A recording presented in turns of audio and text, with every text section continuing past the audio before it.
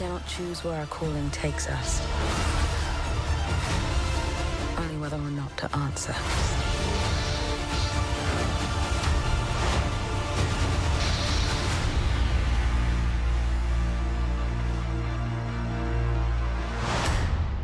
So today is May 4th, aka May the 4th be with you.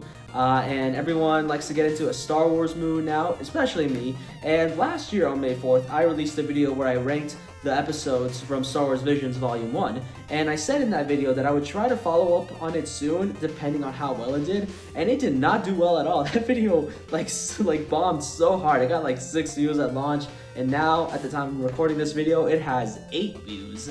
So, you know, clearly nobody cares what I have to say about Star Wars Visions, but I do. So I'm gonna do it. We're ranking the episodes from Star Wars Visions Volume 2. And the interesting thing about this season is that while the first volume was all anime, we got Japanese studios making episodes, this time they decided to go across the globe. So we got people from studios from France, South Africa, South Korea, we got Spain. Just like, you know, we're seeing like studios from like other parts of the world just like making Star Wars, and that was genuinely really exciting for me. We got like people from Cartoon Saloon and Aardman making a Star Wars. That's awesome. And I'm excited to talk about these episodes. I know it's been a long time, you know, and I promise that when Volume 3 comes out in October, I will try to get to that one soon and rank those episodes soon and not wait like a year or two after they come out. I'm gonna try. But anyway, yes, let's go ahead and rank the episodes from Star Wars Visions Volume 2.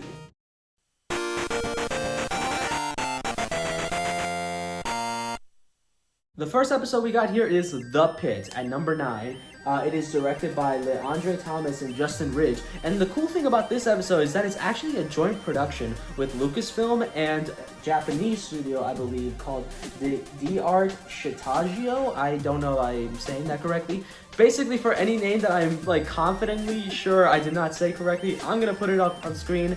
I'm sorry, I should be more cultured, but regardless, they're working with that studio. This was like a project that was developed by Leandre at Lucasfilm, and he pitched it around and they liked it, and they said, hey, this could be a really good fit for Star Wars Visions, and so they teamed up with D-Art, who apparently is the first Black-owned anime studio in Japan. They're based in Tokyo, and that was really cool to hear about. Like, I watched like the filmmaker focused featurettes for every one of these episodes on Disney Plus that went behind the scenes of like each episode and the director and like their inspirations.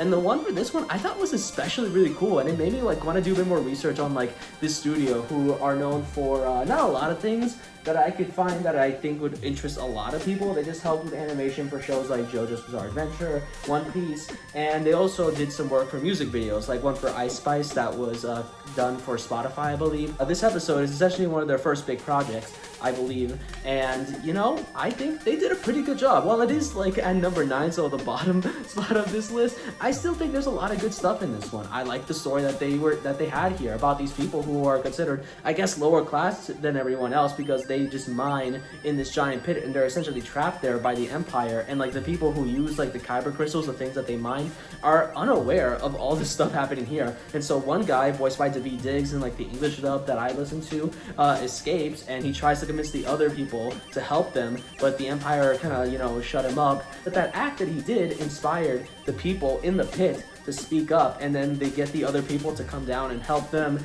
And you know, like there's a genuinely really cool like premise in there, and I like the themes that it has about, you know, people here in this like situation basically not considered like citizens like the people above ground. They're like just miners, they're like just there to work, and you know, they're not treated like people. And also the fact that, you know, all the characters are black in this, you know, the fact that they're treated as lower class than everyone else and just kind of forced to do this, you know, this work, is like, you know, you could definitely tell what they're trying to say with this. And I definitely think, hey, that's an interesting thing to say, and I'm glad that they did. You know, this is a story that Leandre, a black man, really wanted to share. And, you know, while I don't love everything about this episode, I do think, hey, there's a lot of solid stuff in here, and I do think that if I were to rewatch it, I might like it more.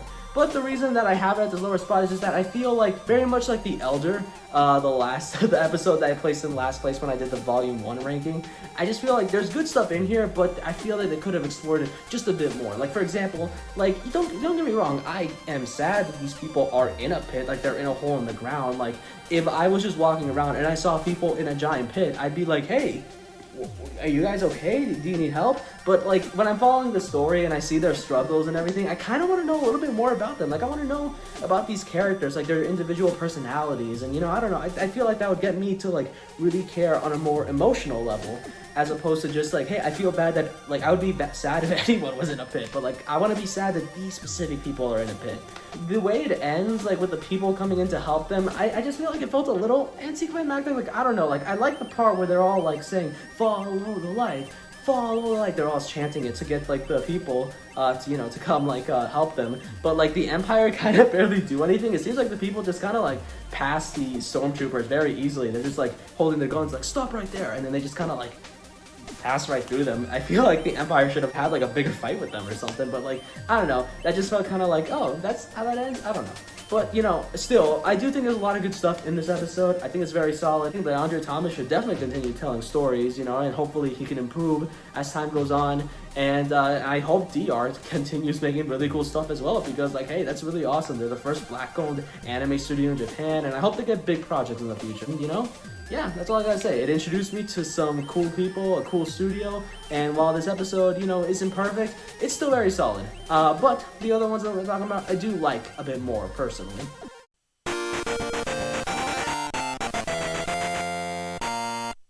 At number 8, we got The Bandits of Golok. This is directed by Ishan Shulak.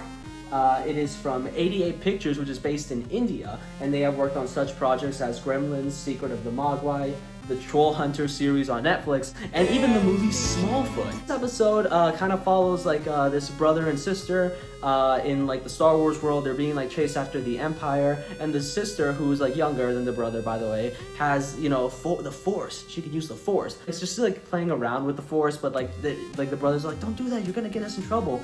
And at one point it seems like they're safe when they're like in this place with these other people. I'm bad at describing stories, by the way, so if any of these stories sound lame to you, keep in mind that is just because of how I talk. It seems like they're safe, but then here come the Sith, and yeah, they gotta stop them, and they do eventually. And this one old lady who also uses the Force is all like, I can train you, or we can train you, or something like that, but your brother can't come with us. And then they have to separate, and all that. I think, yeah, it's pretty good. I've seen this dynamic with a brother and sister before in other stories, and I wasn't too invested with them as characters personally. I just I didn't hate them or anything, but I also didn't love them. But they were still interesting enough to follow. I think is the best highlight of this episode is the world that they have here. You could tell it's the Star Wars world, but they really put a lot more of the studio's Indian culture in this. I just love seeing all the little details and everything. It's just and the architecture of the place,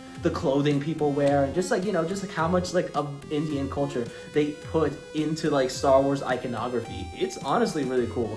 The episode itself also kind of looks like Clone Wars, honestly, the CGI Clone Wars cartoon. And so, I don't know, I think that's kind of neat. The one thing that's keeping this episode from making me say, oh, I really like it, is just that I wasn't really that in love with the characters. The little sister, in fact, I kind of found her a little annoying at times. I didn't hate her or anything. I just sometimes I did find her a little annoying. Girl, come on, stop playing with the Force. There's stormtroopers 2 feet away from you.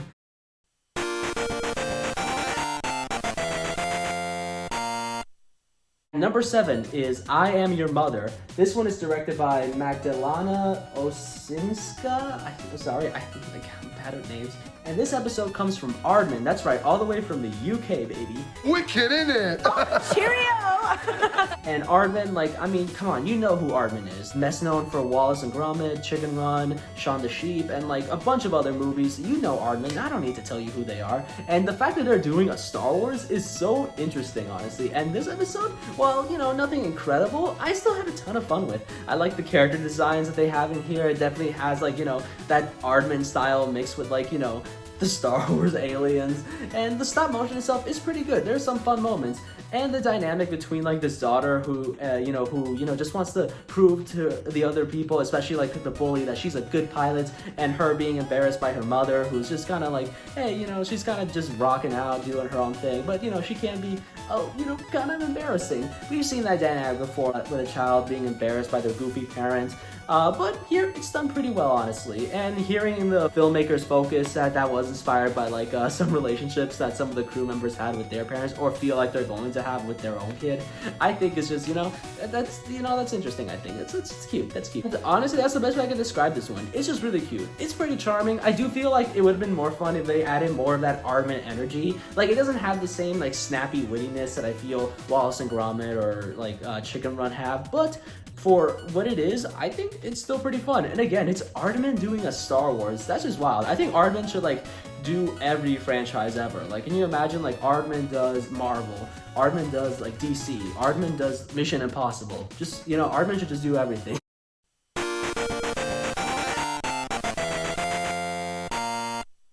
At number 6, In the Stars. This one is directed by Gabriel Osorio. Again, sorry. And it's from Punk Robot, which is based in Chile. They are known for Bear Story, Guitar and Drum, and Wow Lisa, I believe. I have not heard of any of those things. That's just what their website said. Anyway, this one we see like this place. It was like, hey, it was beautiful at one point, but the Empire came in and just messed things up. They just destroyed the environment, and they killed like the natives of the land. Wow, that is something that only happens in fiction. A huge group of people coming in and destroying land and killing the people on that land, would never happen in real life. Anyway, we see 2 people of the land who are still alive. They're like these 2 sisters, and they're just trying to survive, but this one girl feels like, hey, they can fight off the Empire because like their parents tried to, but the older sister is all like, no, we gotta just survive. And so they're on the mission. They sneak into like this place that the Empire is holding like all the water, and they try to get some water, but the sister comes in and she kind of like messes around a bit trying to help, but essentially they get caught. They're able to escape, and at the end it turns out they're able to use the Force. Hey, they stop the Empire, at least in that section, and they get the water back, and then it's all fine and dandy now. I'm bad at describing things. The stop motion animation in this is really good. I love the way like the main characters look like wooden dolls, and like I love the environments of everything. It looks so cool, especially when they do action sequences. Like, it looks pretty cool, honestly. It just, and like seeing like Star Wars stuff in stop motion is really cool, honestly. Like, I didn't talk too much about the stop motion animation in I Am Your Mother. I said it was good, but like I think this one I'm talking about it more because it is the first stop motion episode you watch when you watch like the season in order from, this is episode 1, 2, 3. This is like episode 3. Really cool seeing Star Wars stuff in stop motion. I thought like, wow, that was really cool. Seeing the ads and the stormtroopers, all that stuff. It's great, and there's some fantastic visuals in this. I especially love when like the sister is like telling the story of what happened to the people on the land, their parents, and it's like done in this like this like artwork that she painted on the stones. It's just really neat. I like it a lot. It's very nice looking is what I'm saying. It looks very nice, and I like the dynamic between the sisters. It is something that I've seen before. It kind of reminds me a little bit of like Nani and Lilo from Lilo and Stitch, but it's not the exact same thing. It just reminds me a little bit of it. But it's still a good dynamic, honestly. And I think the visuals itself really bring this up, like to be like just a little bit higher than like I Am Your Mother, which still had great visuals, but I personally like the way this one looks a bit more. Anyway, yeah, In the Stars, really well animated. I love the style of stop motion they went with. Out of all the stop motion episodes from this like volume, I think this one might be my favorite looking. It's not my favorite overall. You'll see my favorite one a bit later, but I do like the way this one looks the most. It just has a very nice style to it, and I like the 2 sisters as characters. I think they're pretty good, and I like seeing the Empire just get like wrecked like that, especially this one sequence where they like release the water, and I wonder how they did that. I'm assuming that's not actual water because that would destroy the sets and the stop motion characters, but I want to know how they did that, honestly. It genuinely was really cool. It was a good set piece. By the way, you will check out my Patreon. You will watch the exclusive Monica Magica video I have on there. I know I'm not a Jedi, and you didn't make it this far into the video, so you're not even watching this. All right, let's go to the next episode.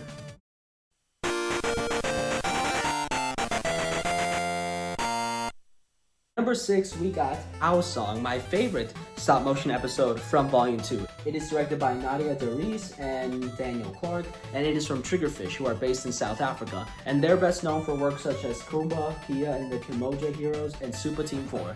I don't know, I haven't heard of any of those, I just looked at their website. This one is really good. I do prefer the way In the Stars looks more, from like the stop motion visual angle, but this one still looks really good. Like, I think it looks fantastic. It looks super cute. I love the designs of the characters, like the creatures that they are, and the world that they live in. I think it's good. It just looks really cute. You know, sometimes cuteness is all you need. Actually, that's a lie. You need other things, and this episode does have other things. I love the visual storytelling in this one, where we see like the father, it doesn't want her daughter to be singing in front of these kyber crystals, which he minds, and he believes it's because like there's like they're acting all weird, and he thinks it's a bad thing, but it turns out it's actually a good thing. It shows that she has, you know, the force with her. That's right, she can use the force by singing, you know, and I think that would be amazing. Can you imagine if, like, you know, in other Star Wars movies, when a character needs to get out of the situation with the force, they just like, you know, sing?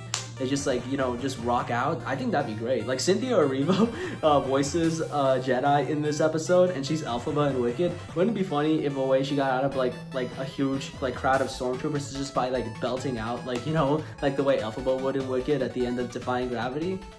I think that'd be funny. You know, I think there's a lot of great moments, and there's like the one where she goes into the cave to save her father, and then she starts singing, and like the crystals are acting all weird, and the father like stops her because he thinks it's bad, but it turns out the crystals actually kind of get mad at that, and they go like, no, keep on singing, and that's something they kind of have to figure out. And like at the end, when like she actually does start singing again, regardless of like what her father says, and it actually does save everything. It's like a cool as heck visual, honestly. I quite enjoy it. And like the singing itself sounds really nice. It's quite pretty. I just think it's a good story. It's very simple, I guess, compared to some of the other ones here. But you know, I think it works, honestly. And I just had a fun time with it, and it looked really cute, like I said. I think there's something cool about like the Force being explored in other ways. Like that's one of my favorite things about the Force is that like you can kind of find new creative ways to show how it works, or like how people can use it. Sometimes people don't like the way it's explored, like in The Last Jedi, but I actually do think the ways they explored in that is pretty cool. But I'm like, no, go ahead, keep exploring the Force. See, this episode is not canon, but I think it should be. I want to see Luke Skywalker just sing in the next Star Wars movie. Okay, I don't know if I'm joking or being serious anymore, but like legitimately, I think it's cool that with this format of like not being canon, they can explore you know, concepts they hadn't before. And this one, like, hey, music plays a big role, and like this character, you know, she sings, and like that's like something that activates her force powers, and I think, you know, that's pretty cool, I guess. You know, sometimes like the power of song is really awesome, I think. But yes, I think this episode looks super cute. I like the main dynamic between the father and daughter, the way they explore the Force in like interest in like this specific way that I never thought of before. Like I never thought of, hey, sing when you want to use the Force. But you know, it's nice, and it's like a good time, I think. So yeah, this episode was a good.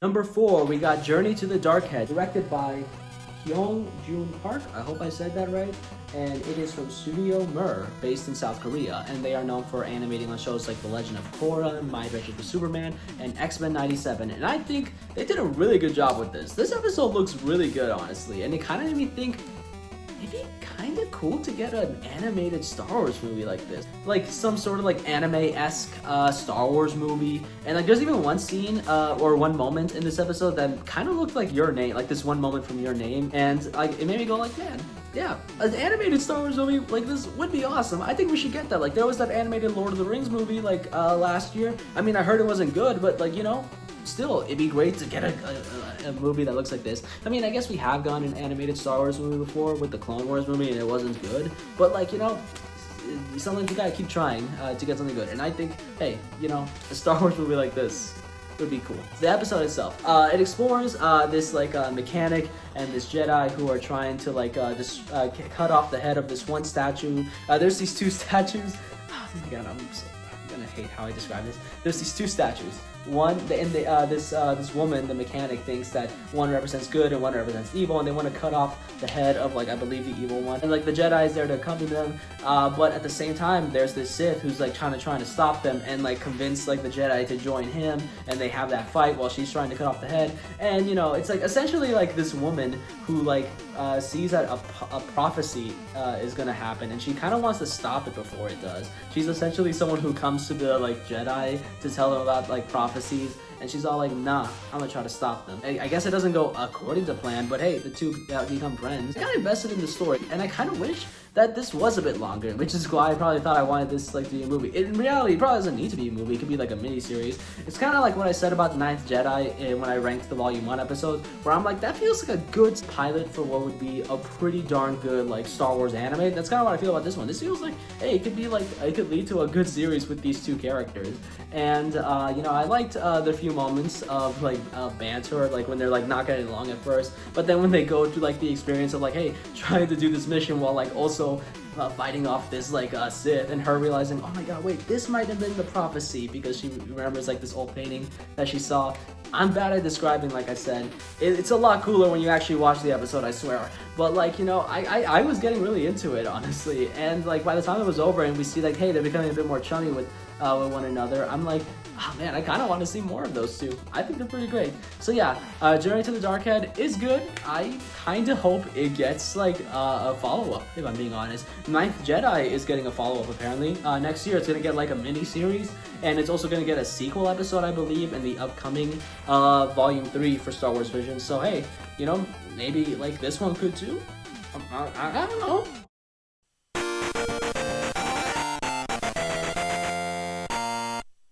And number 3, oh my god, this one is super good because I absolutely love the way this looks. We got Sith, directed by Rodrigo Blas, and it is from Algeria. And they're based in Spain. They're known for such projects as a short film called Alma, a VR project called One Morning, and no third thing. I guess Sith is gonna be the third thing for this. They're known for the Star Wars Visions episode Sith. I usually like to have like 3 things when I try to mention a studio's works. But I could barely find any information on their website. They really just say those 2 projects and Sith, and I can't find anything else, so I'm sorry about that. I absolutely love the visuals in this one. Like, there are so many moments that just look incredible. Like, it definitely has that Spider-Verse, Mitchell's vs. the Machines, Puss in Boots, Last Wish type of style of animation, and it has that very stylized look to it, and I just like love everything about it. Like, some of the transitions I think are absolutely incredible. I love the colors. I love the way where, like, when they're just like moving around in the environments, and like it changes like the way like the art that she does. It's like kind of part of the environment too. It is like wild. I absolutely love it. You gotta see this, man. You gotta see it. It's a story about this woman, and she's trying to escape her past by doing art, and she notices that like, hey, there's this darkness trying to creep into the art, almost like it has to be a part of it.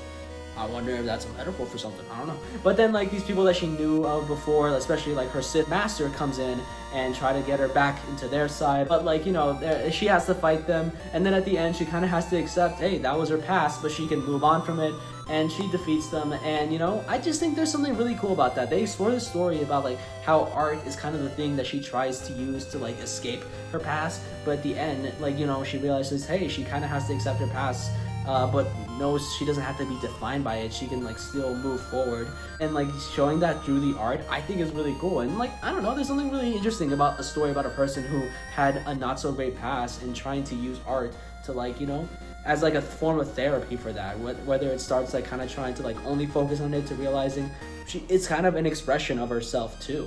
And like, I don't know, I think that's beautiful. You know what else is beautiful? The visuals. Like I keep saying, it's so beautiful, man. Like, I absolutely love the way this one looks. It's like it's like in my top 3 for a reason for this season. It looks great. So yeah, watch Sith. It's very good. But also watch these next 2 that I'm going to talk about.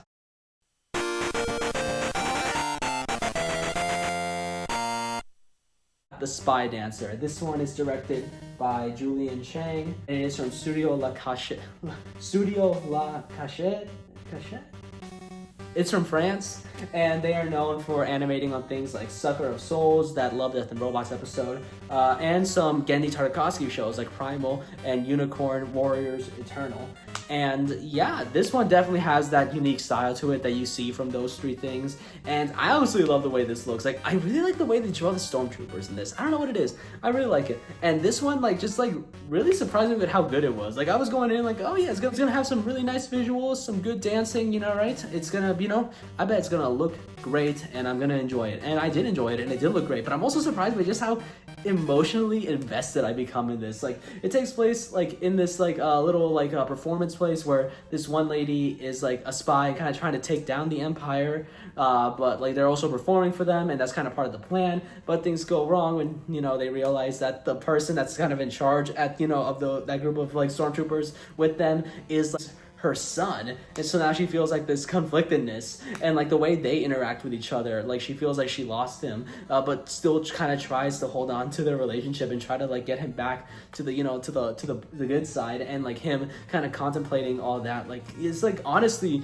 legitimately really cool. There's some good as heck emotion in this one, and the visuals, oh my god, absolutely stunning. Like, I love the way the characters are designed in this. I love the way they move, especially with her and like this big old dress that she has, and like she moves it around like she's dancing, but also fighting and stuff. And also, this episode has Rogue One stuff, which I think is really cool. I don't love Rogue One or anything. I think it's like a pretty good movie, but it's not one of my favorite Star Wars movies. But like, you know, seeing it like that being acknowledged, I think is really cool, because like, you know, sometimes with these Star Wars projects, you'll see a lot of acknowledgement for like, oh hey, the original trilogy stuff, the prequels every now and then. But this one, like, no, it's referencing one of the 2010s Disney stuff, and I don't know. I just thought that was interesting, and they incorporated here really well. Just seeing like those K2SO robots, like just like, you know, like a fight was pretty wild. And you know, it's just really cool stuff. So yeah, it's got Rogue One stuff, which is pretty neat. It's got a good emotional story in there, beautiful visuals, and it is great. And honestly, it could be number one, but there is one more that I like just a tiny bit more.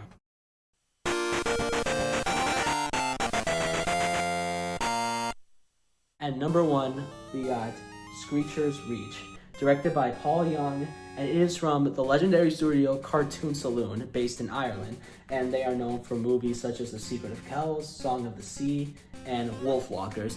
I've known about Cartoon Saloon for a long time now. I have never seen any of their movies, but I've wanted to for so long, and I actually did go to the library a few weeks ago, and I borrowed the Blu-ray of Secret of Kells, so I will watch it soon, especially now that I've seen this one. It makes me go like, man, I gotta start watching Cartoon Saloon stuff. But like, going in, even though I had not seen their work, I knew that this was a big deal, and so I was excited to see, hey, how are they gonna do a Star Wars? And honestly, I loved it. As soon as I watched it, I realized I think this is the best episode of Star Wars Vision. Really like this one. Though when I first watched it, I did kind of think, oh yeah, it was really good. I liked it a lot, but it also didn't really feel very Star Wars-y in the beginning, and only got more Star Wars-y towards the end. I was just like, oh, for an episode in Star Wars Visions, I feel like it should have a bit more Star Wars stuff than that. But watching the filmmaker focus featurette, I think they realized the direction of the story they wanted to go with. They were telling the story about kids who live in the Star Wars world, but don't really know that much about things like the Jedi or the Sith. And we see like this story about these kids who work in this like I don't know what the exact thing is. I just know it's child labor and they don't like it, and this one girl just really wants a better life. And so these kids go on like a little adventure to go see a ghost at Screecher's Reach, and it's kind of treated like a little bit like a Stand By Me type of story, where these kids are gonna do something and you know, like that's like either seeing a dead body or seeing a ghost. As the story goes on, they grow closer, and you know, they learn some lessons along the way, and you know, it's like it's about the experience of it all rather than like the actual destination. But the way it turns in this one, I just think is so fascinating. Where we know this one girl just really wants a new life, something that isn't like the child labor, and her friend kind of tells her like, hey, you know, if you see an opportunity to get something new, something better maybe, then you should go for it. And like, we know that she's like told by this like necklace that she has to go to the Screecher's Reach for a test. And then when we get to it, like the visuals here are legitimately really good. Like when we see the witch and like the line work on that, like the way it's drawn, it is honestly incredible. Like one of my biggest like complaints with The Elder, that episode from Volume 1, was that it was trying to do Star Wars horror, but I didn't feel like it went far enough. to the point where I was just like, oh, okay, this is like actual good horror. I just thought it was just kind of it was whatever. But here, well, I'm not saying I was intensely scared, like I crapped my pants or anything. I was like, oh my god, that is not what I was expecting, and it was like legitimately pretty darn good horror, at least for what they were trying to go for. And like then when the witch pulled out a lightsaber, a red lightsaber, and it's a Sith witch apparently. That's right, a Sith witch. Try saying that 5 times fast. That just blew my mind. Like all the visuals in this scene are incredible. And then like when the girl defeats that witch, and it turns out later that the little necklace she had actually a Sith necklace, and now this one Sith lady goes like, I see the potential in you. Why don't you go ahead and join me, and I can teach you all the ways about, you know, this force thing, but obviously from the dark side. And she takes that because it seems like that is a better life than what she has now. That goes to what I feel like I grew to like more about this. Like, yeah, sure, I didn't like that there wasn't a lot of Star Wars-y stuff in the beginning, but now knowing what they were going for, I realized, oh, it actually really fits with the story they're going for, because there's this kid who really has a crappy life and just wants something different, something that she feels will be better, but because she doesn't know anything about the Force or the Jedi or anything like that, she's kind of assuming that a Sith is like a good thing to be. What we know it's not, and it becomes like this really sad moment where you like go, oh my god, I just like I want this girl to live a better life, but I don't want her to be a Sith, but she is, and she leaves her friends. And like it just, oh my god, bro, even thinking about it now makes me sad. And like they're able to tell this genuinely really good story within the short format. And like I said before, this visuals in this one are absolutely great. I love when they're traveling to Screecher's Reach. There's just so much great scenery along the way, and I like the 4 characters. We don't get to know a lot about them, but the little moments we do get, I think, are pretty solid, and they're all like enjoyable. I didn't really find any of them annoying, and I did genuinely really care for the main girl in this. So yeah, Screecher's Reach, it is the best episode of Star Wars Vision so far, and it might just be one of my favorite pieces of Star Wars media from recent times. That is my thoughts on Star Wars Visions Volume 2. Genuinely a fantastic season, and there are some episodes in this one that made me go like, oh my god, this is what I mean. I really wanted the show to continue so that you get more things like this. Seeing like these different like animation studios, especially now that we're going to like other places around the world besides Japan, seeing them put their different cultures into the iconography of Star Wars and the kind of stories they can tell with that, I think it's great. Just like last season, there wasn't a single bad one, and there are some in here that I think are the absolute best of the show so far. And it looks like next season we're going back to like all Japanese studios animating episodes, and well, I'm looking forward to that, but I hope they don't abandon the whole exploring other countries and like other animation studios from around the globe, because I genuinely want to see more seasons like this. I am looking forward to the next one, where we're going to get sequel episodes to ones from the first volume. You know, we're going to get the Ninth Jedi getting its own like series, and you know, that's great. But yeah, go watch Star Wars Visions. But who am I kidding? You're probably not watching this video at all. You didn't make it this far anyway. Alright, happy May the 4th!